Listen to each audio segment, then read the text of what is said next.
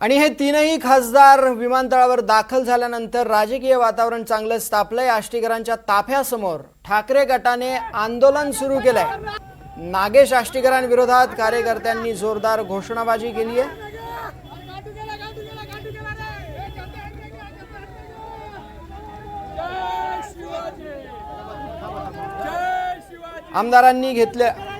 खासदारांनी घेतलेल्या या वेगळ्या निर्णयाविरोधात ठाकरे गटाने घोषणाबाजी करत निषेध आंदोलन सुरू केलंय।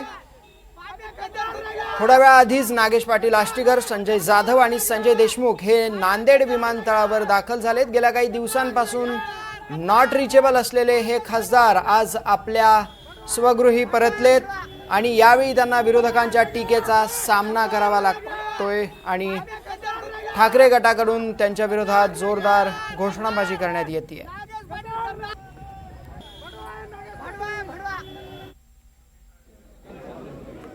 योगेश लाटकर आपले प्रतिनिधी याविषयी अधिकची माहिती देत आहेत। योगेश, खासदारांचं स्वागत नेमकं कसं झालंय? मयूर, नांदेड विमानतळावरती यवतमाळ, परभणी आणि हिंगोली या तिन्ही लोकसभा मतदारसंघाचे खासदार आज सायंकाळी पोहोचले। त्यांच्या स्वागतासाठी मोठा जल्लोष होता, कार्यकर्ते मोठ्या संख्येने उपस्थित होते। परंतु जेव्हा हे लोक नांदेडमधून बाहेर पडत होते त्यावेळी अर्धापूर या गावाच्या दिशेने जात असताना काही लोकांनी दूरवरून आंदोलन केलेलं आहे।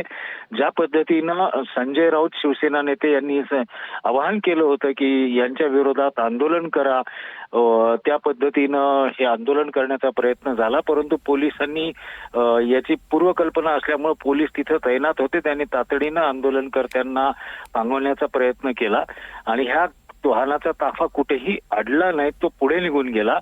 परंतु ह्या पद्धतीची अपेक्षा सर्वांनाच होती की कुठे काही ना काहीतरी होईल आणि त्या पद्धतीने झाले। आणि महादेव पिंपळगाव हे जे गाव आहे या ठिकाणी सातत्यानं काही ना काही आंदोलन होतात। इथली तरुण मंडळी अत्यंत जागरूक अशी आहे आणि ते सातत्यानं काहीतरी आपलं सामाजिक आंदोलन असेल किंवा राजकीय आंदोलन असेल ते करत असतात आणि त्याच गावापाशी हे आंदोलन झालेलं आहे। मयूर, धन्यवाद योगेश दिलेल्या सविस्तर माहितीसाठी। या खासदारांना काही अंशी का होईना विरोधाचा सामना आपापल्या मतदारसंघात करावा लागण्याची शक्यता आहे। धन्यवाद दिलेल्या सविस्तर माहितीसाठी।